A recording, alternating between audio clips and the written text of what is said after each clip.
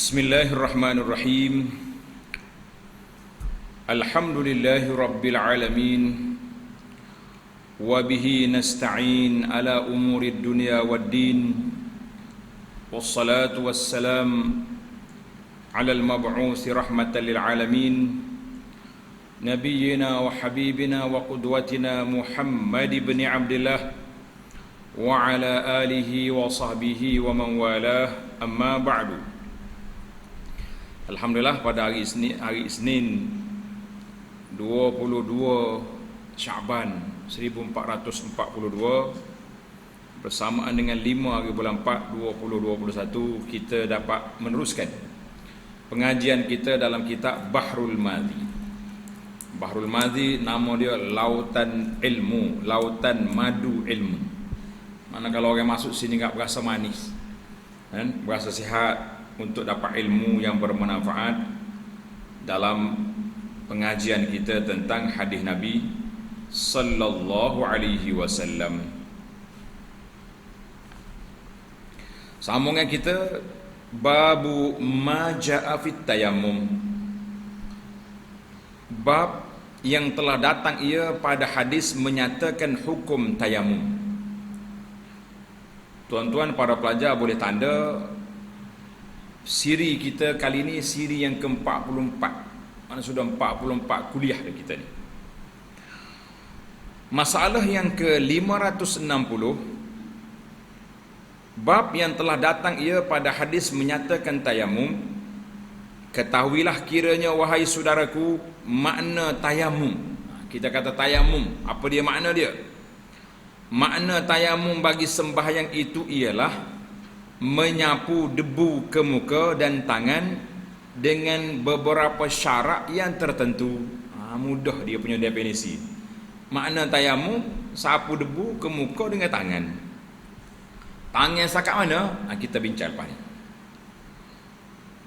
Maka pekerjaan tayamum ini bukanlah reka-rekaan atau bid'ah. Bid'ah ni makna kita buat satu benda baru dalam agama. Bahkan ada sabit ia dengan Quran dan hadis dan ijma'ul ummah. Mana sepakat semua umat Muhammad sallallahu alaihi wasallam ini menyatakan tayamum. Umat hak itulah hak alim ulama zaman dulu tu. Umat hari ni kalau tak erti tayamum pun tak masuk dalam ijma' dia tu. Benda sudah diijma'kan. Dan inilah daripada satu perkara yang ditentukan oleh Allah Azza wa Jalla bagi umat Muhammad sallallahu alaihi wasallam. Maknanya tayamum ini salah satu daripada ciri keistimewaan umat ini, umat Nabi sallallahu alaihi wasallam. Zadahallahu syarafa. Amin kata. Pengarang kita doa zadahallahu syarafa, maknanya Allah Subhanahu wa taala menambahkan kemuliaan kepada umat ini. Mulianya Nabi, umat dia juga turut mulia, alhamdulillah. Mulianya Quran, kita yang mengaji Quran juga turut mulia. Maka telah ijma' ummah atas bahawasanya tayamum itu tiada ada ia melainkan pada muka dan dua tangan.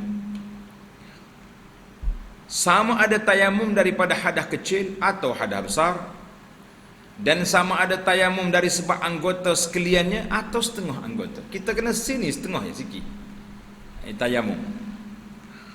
Demikianlah ia suruh Rasulullah sallallahu alaihi wasallam sebagaimana yang diriwayatkan oleh hadis yang dikeluarkan oleh Imam Tirmizi rahimahullahu taala, demikian bunyinya.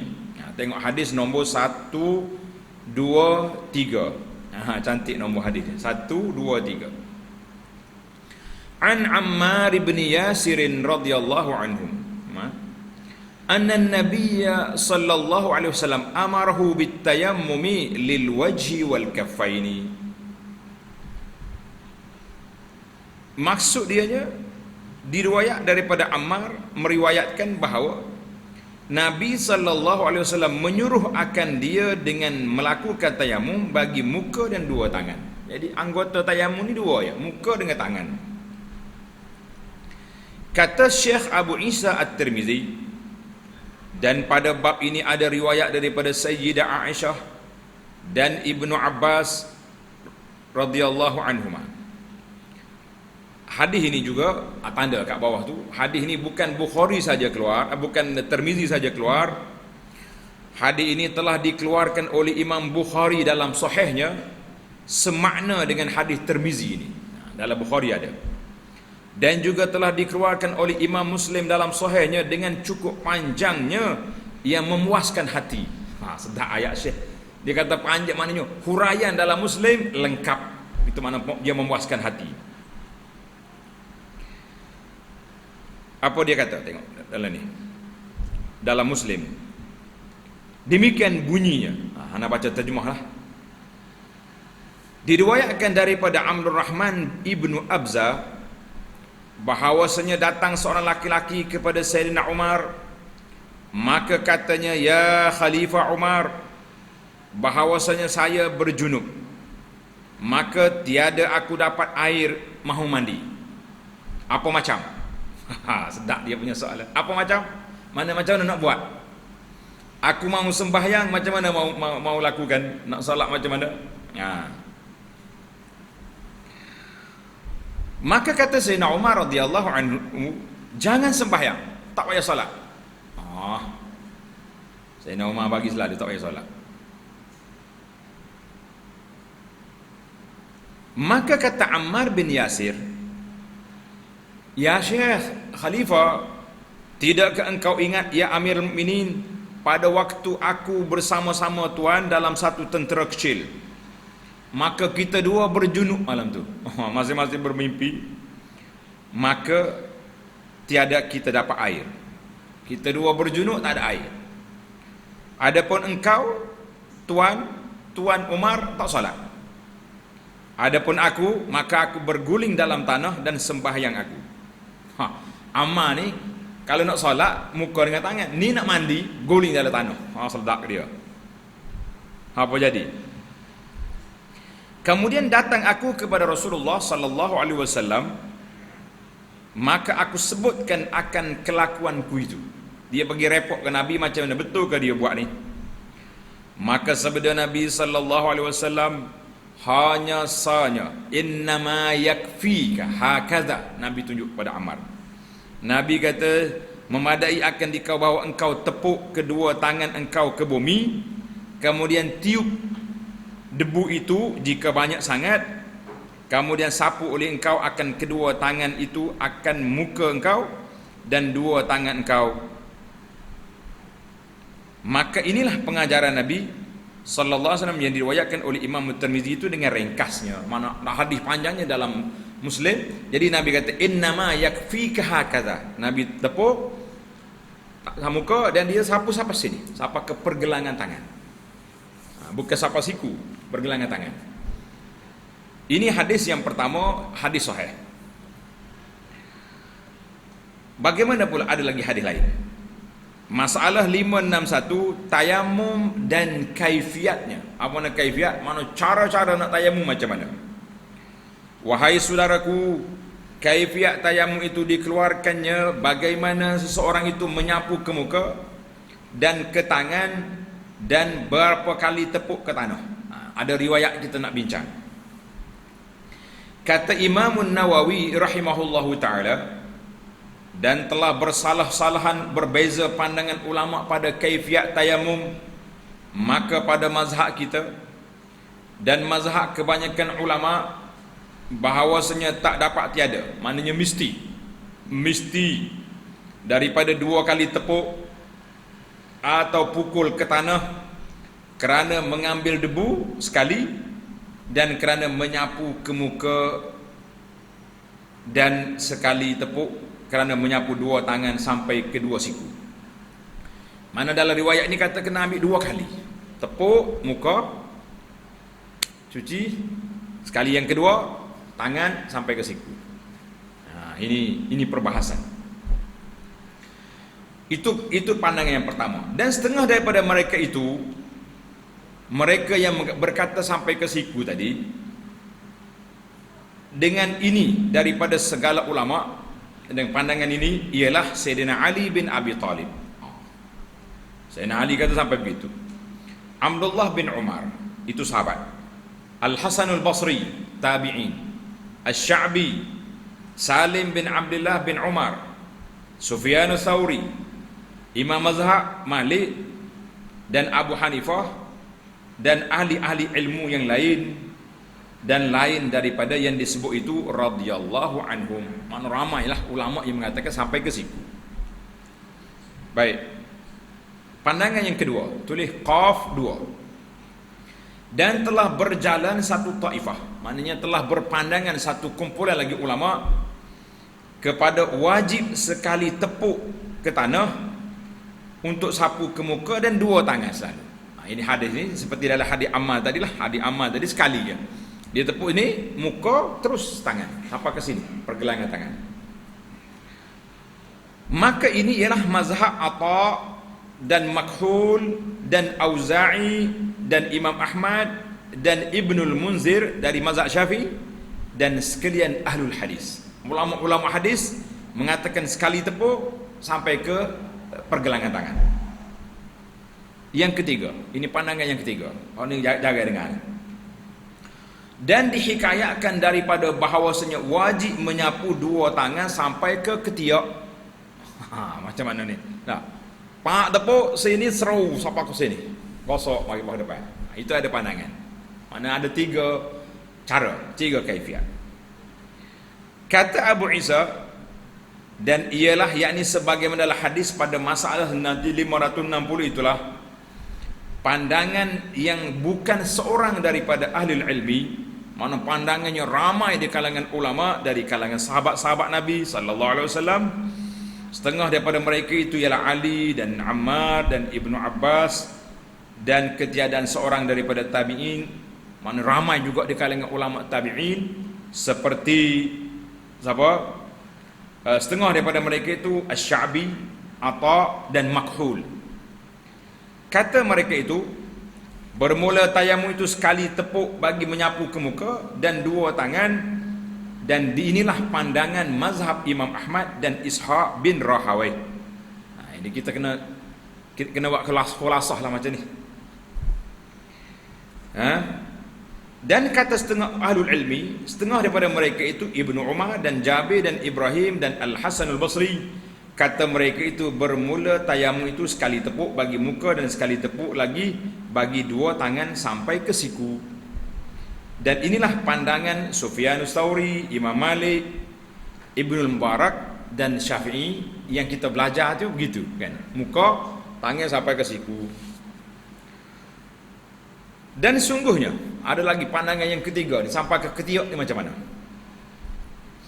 Dan sungguhnya ada satu lagi hadis, iaitu hadis, tengok di kitab nombor 124, an Ammarin annahu qala tayammamna ma'an nabi sallallahu alaihi wasallam ila al-manakib wal abat.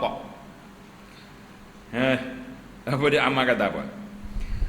Daripada Ammar bahawasanya berkata ia, telah tayamum kami serta Nabi sallallahu alaihi wasallam sampai ke bahu dan ke ketiak. Pak bahu sini, ketiak ni pos ni pak. Hadis ini diriwayat oleh Imam Tirmizi. Kata Ishaq bin Ibrahim, bermula hadis Ammar pada tayamum bagi muka dan 2 tapak tangan itu hadis hasan lagi sahih. Dan dia dalam Muslim, dalam Sahih Muslim. Dan hadis Ammar menyatakan tayamum kami serta Nabi sallallahu alaihi wasallam sampai ke bahu dan ketika itu tiada ia berlawanan bagi hadis muka dan 2 tangan. Macam mana tak berlawan? Yang ni setakat ni, yang ni sampai ke bahu. Kerana bahawasanya Ammar tiada menyebutkan bahawa Nabi sallallahu alaihi wasallam menyuruh akan mereka itu dengan yang demikian, dan hanya Ammar berkata, dia tak sandarkan Nabi, dia kata kita buat macam ni. Telah kami perbuat serta Nabi sallallahu alaihi wasallam demikian. Maka tatkala bertanya ia akan Nabi sallallahu alaihi wasallam, menyuruh ia akan dia dengan menyapu muka dan 2 tapak tangan. Ammar bukan sakat bau, dia guling terus dalam tanah, dalam debu. Bila dia rujuk ke Nabi sallallahu alaihi wasallam, Nabi kata apa?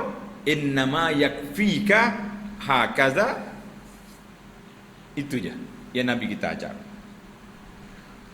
Dan dalil atas demikian itu, amal yang pertama ialah barang yang diberi fatwa dengan dia oleh Ammar, kemudian daripada Nabi sallallahu alaihi wasallam wafat pada tayamum, bahawasanya berkata ia muka dan dua tangan saja.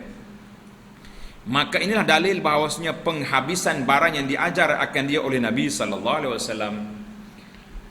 Kita simpulkan khulasah di sini, maknanya ulama hadis Ammar ada dua riwayat. Riwayat yang pertama muka dengan tangan sampai pergelangan tangan. Hadis yang kedua sampai al-manakibi wal abat, sampai ke bahu, sampai ke ketiak. Habis kita nak pakai hak mana ni? Ulama hadis mengatakan hadis Ammar yang kedua ni sahih juga.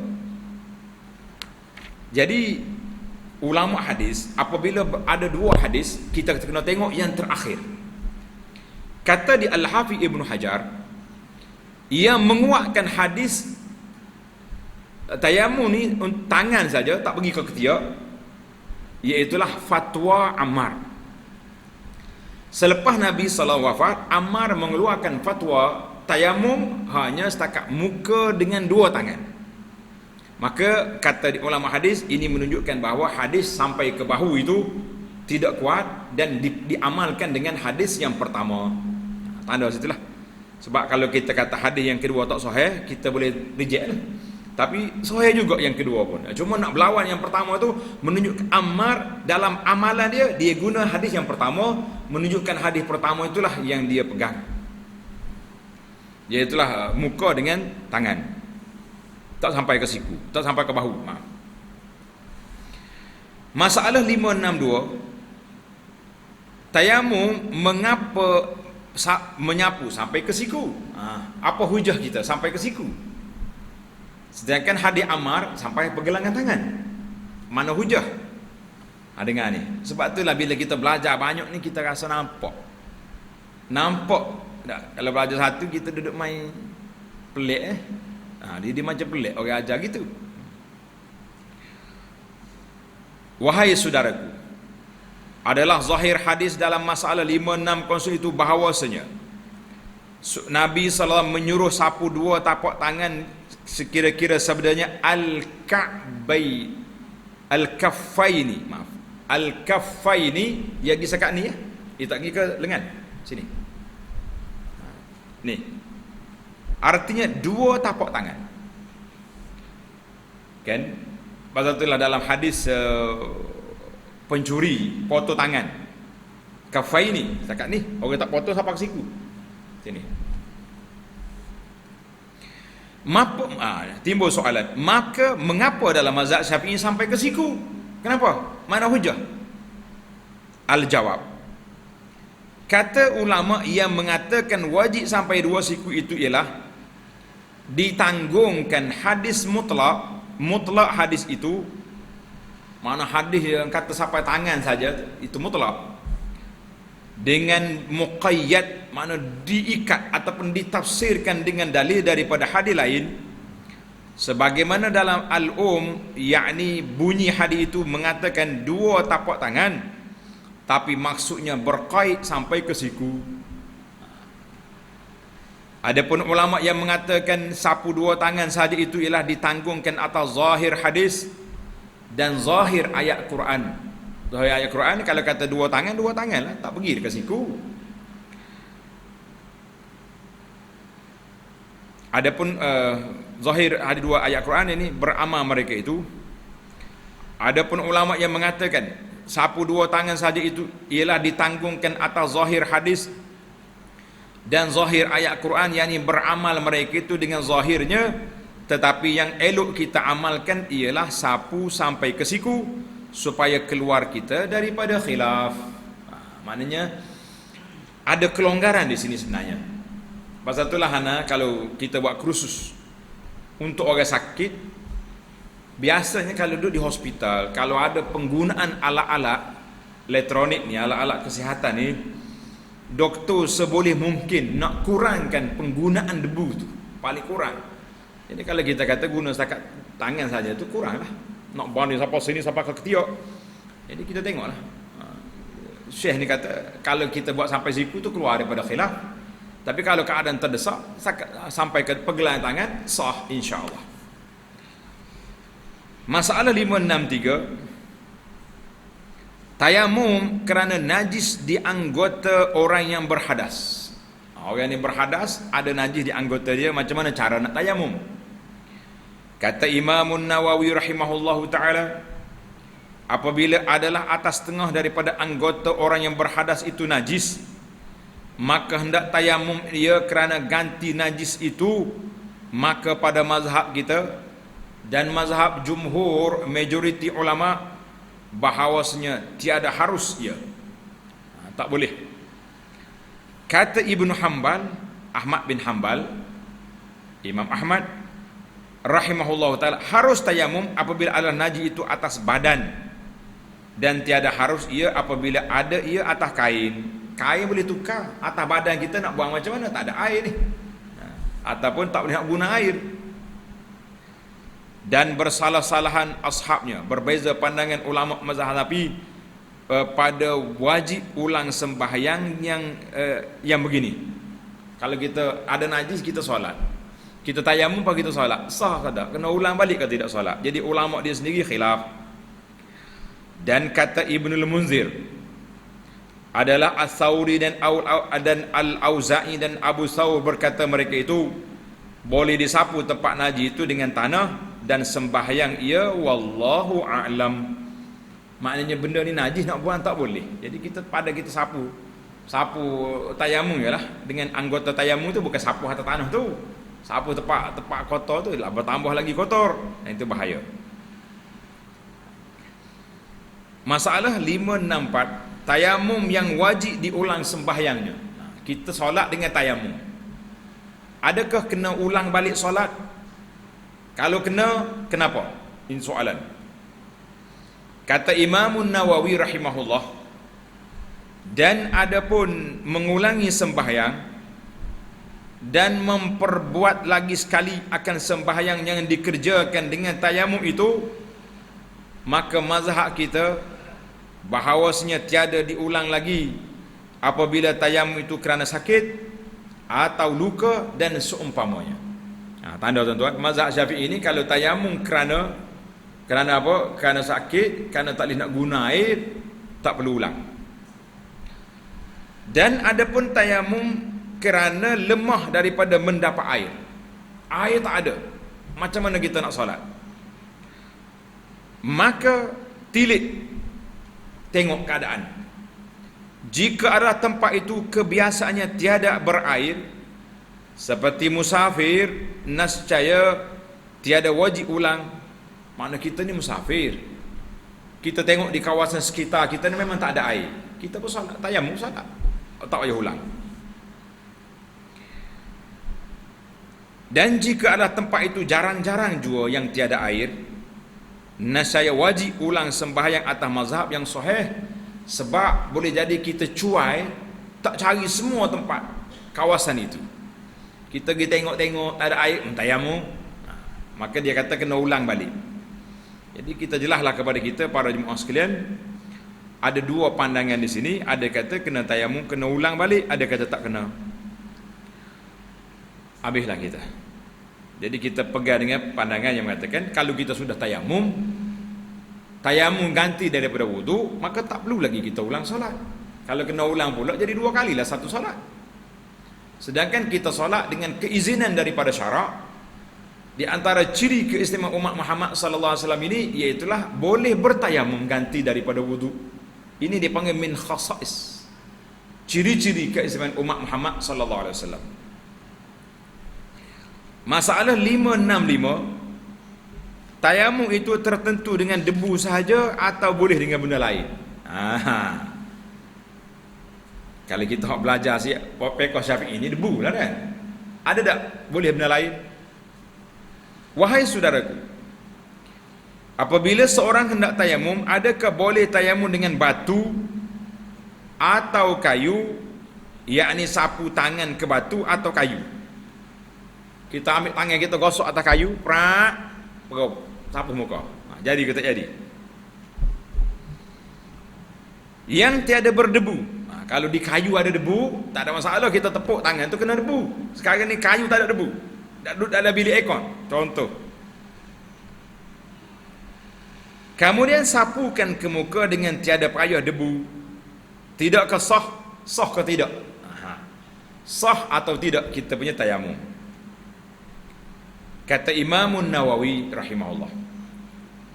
Dan adapun jenis yang diperbuat tayamum dengan dia, maka bersalahan ulama padanya. Ulama beza pandangan. Maka mazhab Syafi'i dan Ahmad dan Ibnul Munzir dan Daud Az-Zahiri dan kebanyakan ulama fiqh, tiada harus tayamum melainkan dengan tanah yang suci yang ada baginya debu boleh melekat di anggota. Mesti tepuk atas tanah, di atas debu. Dan kata Abu Hanifah, lega sikit ni, Imam Abu Hanifah dan Imam Malik harus tayamum dengan sekalian bagi di atas muka bumi hingga batu yang dibasuh. Oleh kerana batu ni mari daripada bumi, duduk dalam bumi, kita gosok di atas batu walaupun tak ada debu, boleh. Dan kata dan lebih-lebih lagi, setengah daripada ashab Malik, maknanya setengah daripada ulama-ulama mazhab Maliki, maka mengharus ia akan tayamum dengan sekalian barang yang di atas bumi daripada kayunya dan lainnya. Asalkan benda atas bumi boleh. Dan diriwayatkan daripada Malik pada salji itu dua riwayat. Telah berjalan Al-Auza'i dan Sufyanus Tsauri kepada harus tayamum dengan salji dan tiap-tiap barang di atas muka bumi. Wallahu a'lam. Kita ada debu ni tak sedut mikir nak jadi mazhab Maliki. Tapi andai kata tak ada debu, nanti nak macam mana? Ana baca dalam buku Fiqh At-Taharah, Fiqh Taharah yang ditulis oleh Syekh Yusuf Al-Qaradawi hafizahullah. Dia kata waktu dia dalam penjara di negara asal dia, mana buat tu nak bagi air, dia bagi air sikit untuk minumnya, tak bagi.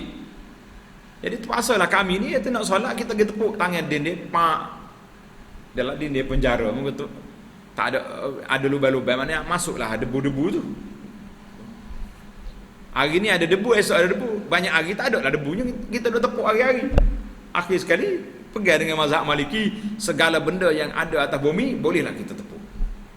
Maknanya kita kata dalam waktu ikhtiari, waktu pilihan, usahlah duk mikir nak kita tepuk atas debu atas tu. Tapi kalau sudah terdesak macam ni, tuan-tuan ingatlah pandangan mazhab Malik dan juga mazhab lain yang mengatakan boleh je kita tepuk atas apa saja. Betul lah kalau kita tengok orang Arab ni mudah. Setengah dia tu duduk atas bah ke atas apa benda, atas kereta api, dia pergi tepuk di cushion, debu ada, tayamum dah. Bagi dia mudah, bagi kita payah. Ada sahabat saya Dr. Luqman, dia buat tesis PhD dia dalam bab debu tayamum, keajaiban debu, penggunaan debu dalam syariat.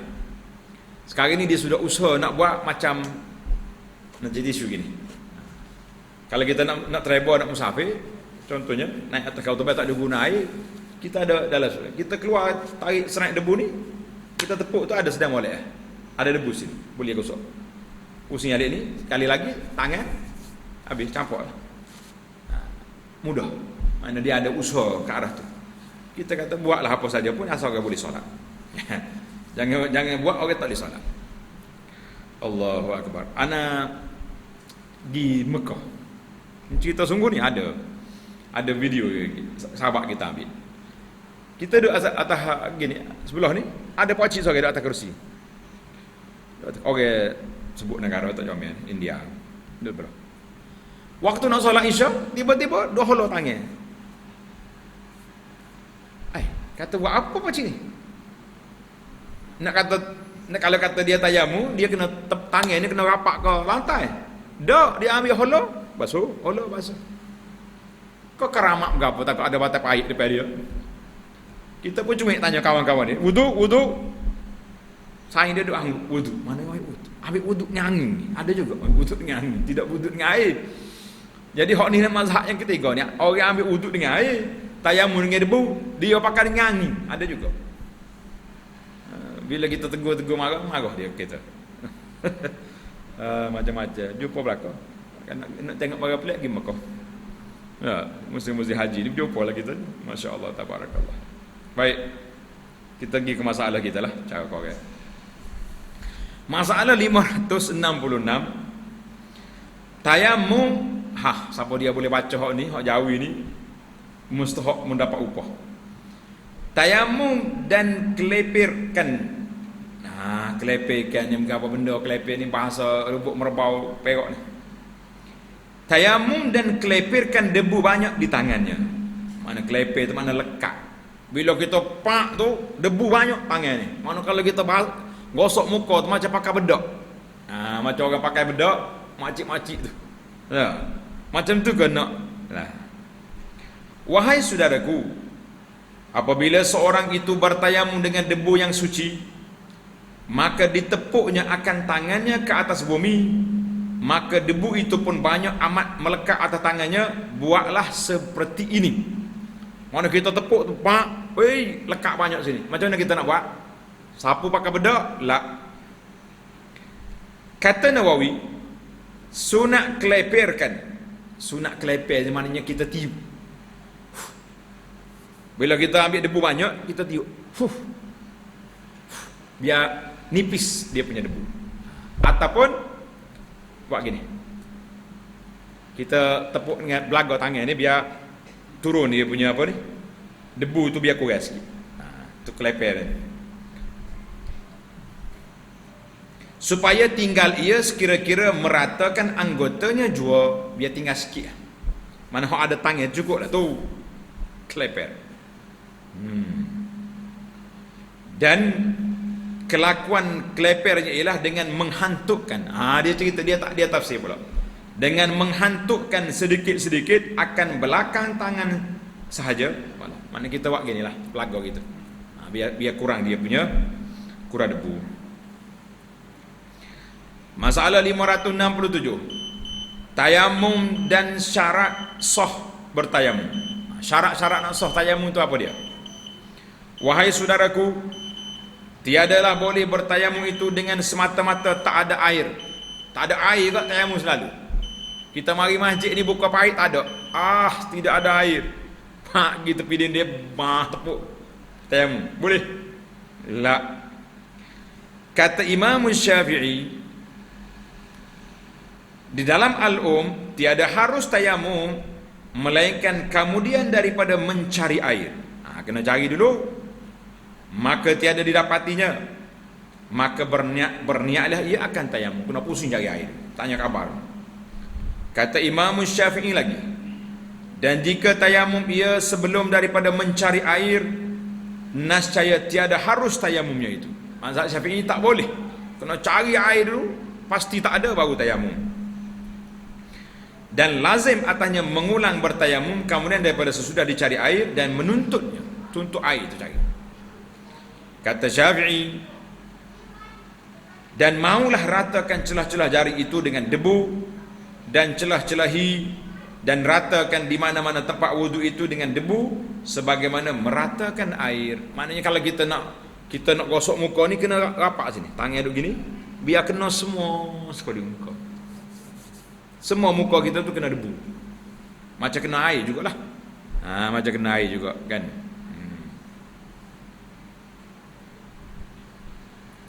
Habislah kita bab tayamum. Terlalu pendek tuan syekh kita, 2 muka setengah tayamum.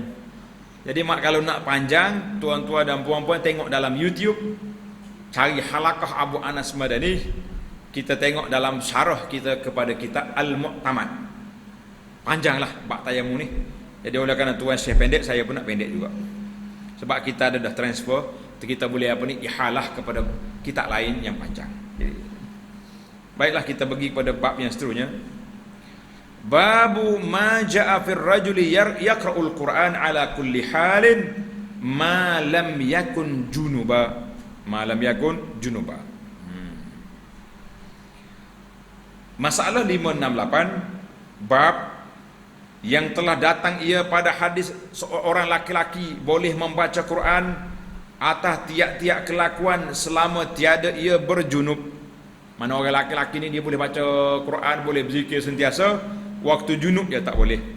Kenapa disebut laki-laki? Sebab orang perempuan ada cuti, kan? Kita orang laki-laki ada cuti? Ada? Bukan ada cuti, ada ponting. Nah, tu banyak. Nah, kenapa tak baca Quran gini? Ponting malah. Na'udzubillah. Ketahuilah wahai saudaraku, boleh seseorang itu membaca Quran barang mana waktu.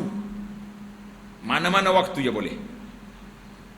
Sama ada di jalan atau di rumah, ketika berdiri atau duduk, berjalan atau diam, selagi dia tidak berjunub atau haid dan nifas. Kalau ada tiga ni tak boleh. Maka apabila berjunub, tertegahlah ia daripada membaca Quran, sebagaimana yang telah kita bincang dalam masalah 518 yang lepas dan 519 sampai 521. Bermula dalil atas tegah itu ialah hadis yang dikeluarkan oleh Imam Tirmizi. Demikian bunyinya. Tengok hadis nombor 125. An Ali radhiyallahu anhu kana Rasulullah sallallahu alaihi wasallam yuqri'una al-Quran ala kulli halin ma lam yakun junuba. Hadisun hasanun sahih. Maksudnya kata Sayyidina Ali radhiyallahu anhu, Rasulullah sallallahu alaihi wasallam membacakan kami akan Quran. Nabi kita doa ajar Quran kepada sahabat-sahabat dia.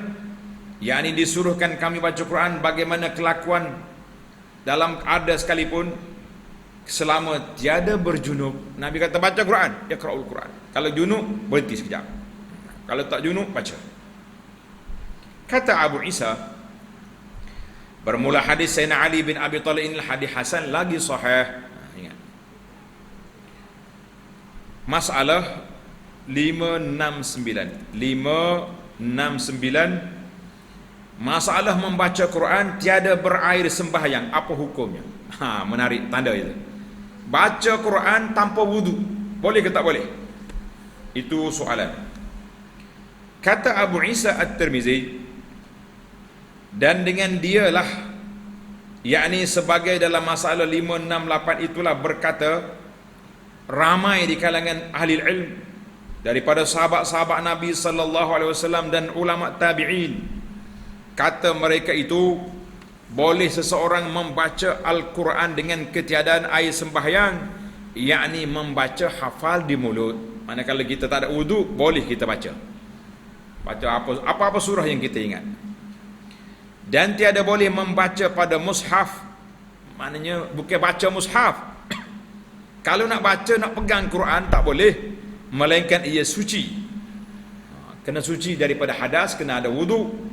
Demikianlah berkata Sufyanus Tsauri dan Asy-Syafi'i dan Ahmad dan Ishaq. Apa dia maksud dia, tuan-tuan?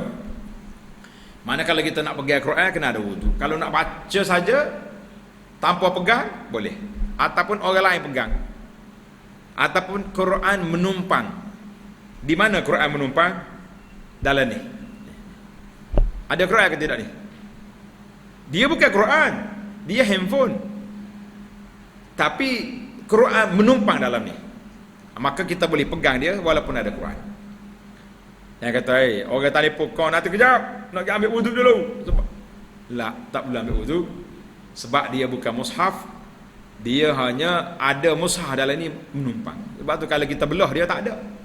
Nak tahu ambil kapok, kau belah. Ada tak dalam ni? Tak ada Quran. Maka boleh. Alhamdulillah, Allah Ta'ala beri kemudahan banyak, boleh baca Quran sentiasa. Tapi kita pula tak baca. Nasib. Baiklah, kita ambil satu lagi hadis. Babu ma ja'a fil bauli yusibul ardh. Bab yang 570. Bab yang telah datang ia pada menyatakan kencing, air kencing kena atas bumi, atas tanah. Mana orang ni kencing atas tanah. Macam mana cara kita nak bersihkan dia?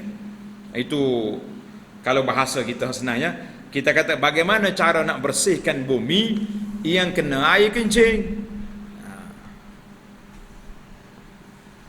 Ketahuilah kiranya wahai saudaraku, najis seperti kencing mengenai bumi, nascaya najislah bumi itu, maka menyuci akan dia tiadalah susah.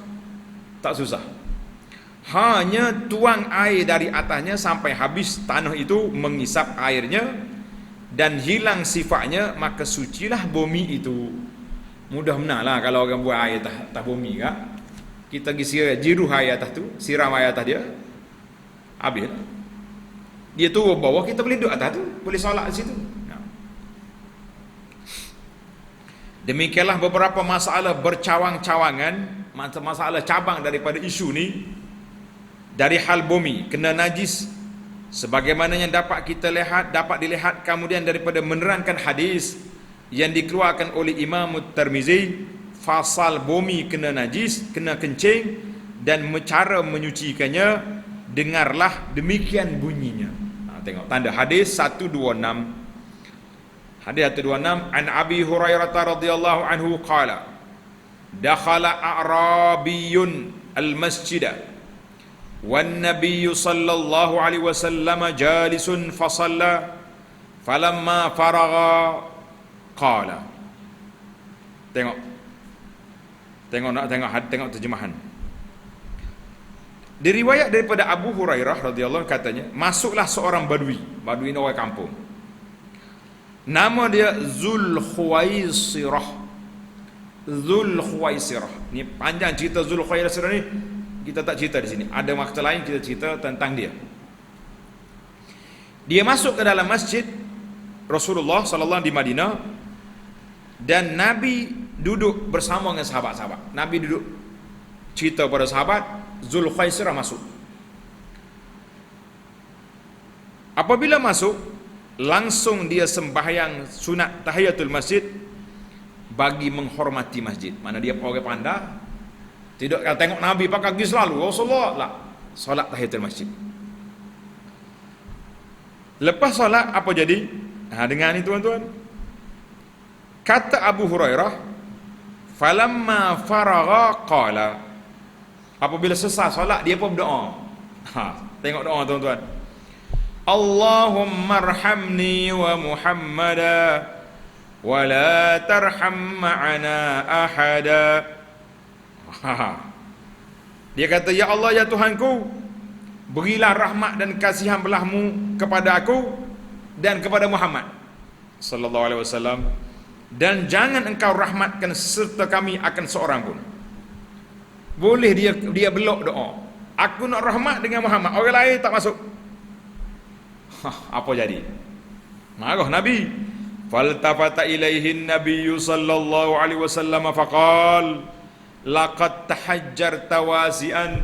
Allahu akbar. Nabi kata, hei badui. Maka berpaling kepadanya Nabi sallallahu alaihi wasallam.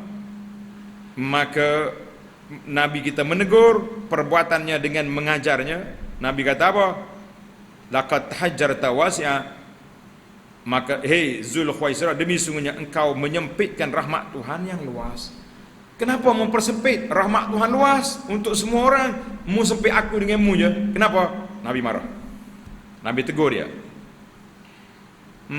Tiada patut kamu begitu. Jangan kamu tak tahu rahmat Allah Ta'ala itu luas.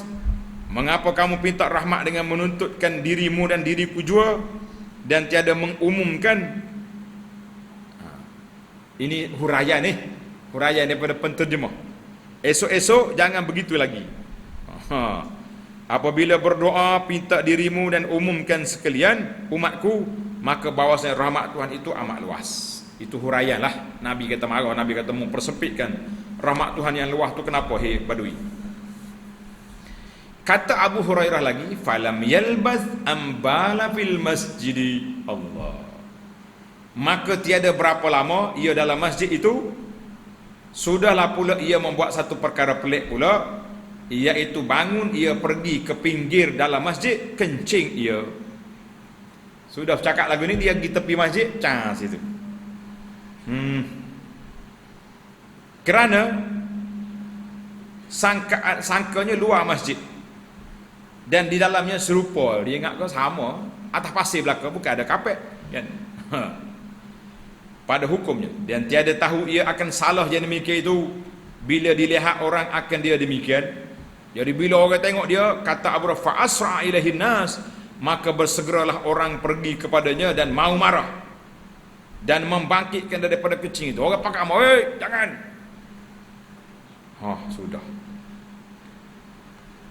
Apa kalau dilihat oleh Rasulullah sallallahu alaihi wasallam akan gempar orang-orang itu dan mau menyakiti kata orang Badui yang kencing. Lalu sabda Nabi sallallahu alaihi wasallam, Nabi kata mah. Artinya biarkan. Mana biarkan.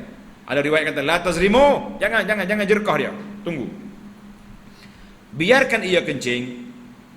Jangan usik dia. Kerana kalau dibangunkan dia daripada kencingnya, maka ia tengah kencing boleh jadi bertitik, meleleh dan kena merata-rata kainnya dan pohonnya dan berhencir-hencir merata dalam masjid. Kecek latai juga air dalam kencing dalam. Kalau kita halau dia bangun, dia lari, habis air kencing panjang. Manakala dan ada pula kalau ia bangun pun tidak boleh tertegah lagi masjid daripada kena najis, dan lagi menyakiti dia kerana menahankan kencingnya boleh bawa pada batu karang kan. Maka kencinglah laki-laki itu sampai sudah, dan Nabi kita larang orang lain pun senyap lah ke, biar dia sudah. Manakala sesudah ia kencing, bersabdalah Nabi sallallahu alaihi wasallam, Nabi kata apa? Faqala ahriqu alaihi sajlan min ma'in aw dalwan min ma'. Nabi kata ronggahkan, maknanya siram, jirus oleh kamu atas tempat kena kencing itu setimba besar daripada air atau satu timba daripada air kena menyucinya. Maka orang ramai pun menjunjung sebagaimana yang disuruh oleh Nabi sallallahu alaihi wasallam. Kan? Mana kita kena siram, banyakkan air. Summa qal, kemudian Nabi kita bagi nasihat kepada orang ramai. Nabi sallallahu bagi tahu, innama bu'istum muyassirin wa lam tub'atsu mu'assirin. Nabi kata, hanya saja dibangkitkan sekalian kamu menyampaikan hukum daripada aku kepada orang yang belum sampai hal keadaan memudah-mudah, dan tiada dibangkitkan sekalian kamu ganti aku menyampaikan hukum Allah dalam keadaan memayah-mayahkan. Ingat, Allah Nabi kita ajar supaya kita permudahkan urusan, jangan buat payah. Maka seperti hukum menyuci bumi, di dalam masjid itu tiadalah pula sampai berkali-gali buangkan tanah itu jauh-jauh ke lain, bahkan memadai dengan tuang air yang berganda-ganda, sukatannya lebih banyak daripadanya ke atasnya. Ada setengah orang ni kalau dia kecil sini kak, dia korek habis tanah tu ditampuk luar. Itu dia panggil mu'assirin, menyusahkan. Anak cerita dah kan, saya pergi sebuah masjid, kapek dia ni bertampuk habis ni. Kata apa sebab ni? Dia kata, tuk siok kita ni was-was. Kalau dia jumpa tahi cicuk atas kapek, dia potong, pergi basuh, jemur kering, mari tok pula. Kalau ada budak mari masjid kecil, dia potong kapek, dia pergi kerak. Jadi kita ni Nabi ajar muyassirin wala mu'assirin. Jadi cara nak basuh kapek ada cara dia sendiri. Kita banyakkan air, kemudian kita kesak seduk dia sampai tak ada bau dah, selesailah masalah. Itu di antara pekoh tu kena belajar. Jangan pekoh dengan kotak kita saja, sukarlah mau hidup macam ni. Demikianlah beberapa hukum yang lain yang tiada payah dan keberatan mengerjakannya. Kata Abu Isa, bermula hadis ini sahih. Alhamdulillah, muhaqqiq mutaakhir pun menilainya dengan sanad yang sahih. Kita kata alhamdulillah. Dan cerita awal tadi, cerita Badui mari berdoa tadi ada dalam Bukhari. Kita kata hadis itu sahih. Alhamdulillah. Kata Abu Isa, bermula hadis ini sahih dan beramal atas ini di sisi sebahagian ahlul ilmi ialah qaul pendapat Imam Ahmad dan Ishaq. Jadi mudahlah. Jadi ulama mengatakan bahawa cukup dengan kita ambil air, kita siram di atas tempat air kencing tadi, diperbanyakkan, maka selesailah masalah kita. Kita kata alhamdulillah. Kita pun tamat setakat itu dulu. InsyaAllah kita jumpa lagi. Selamat Hari Raya, lepas raya kan. Jadi kita akan sambung di muka surat 222 masalah 571. Baik, ada satu soalan, kalau tak ada wudu, boleh ke pegang Quran yang ada terjemahan? Kita dah jawab dulu. Quran terjemahan, Quran yang tafsir, Quran dalam handphone, semua tu boleh dipegang walaupun tidak ada wudu. Tapi Quran saja, mushaf satu tu yang kena ada wudu. Wallahu alam. InsyaAllah mudah-mudahan ada manfaatnya kepada kita semua. Tinggal satu siri lagi kita nak khatam jilid yang pertama. Tapi apa boleh buat, masa sudah tamat, kita khatam selepas hari raya nanti insya-Allah. Subhanakallahumma wa bihamdika asyhadu an la ilaha illa anta astaghfiruka wa atubu ilaik. Wa sallallahu ala nabiyyina Muhammadin wa ala alihi wa sahbihi ajma'in walhamdulillahi rabbil alamin. Wassalamu alaikum warahmatullahi wabarakatuh.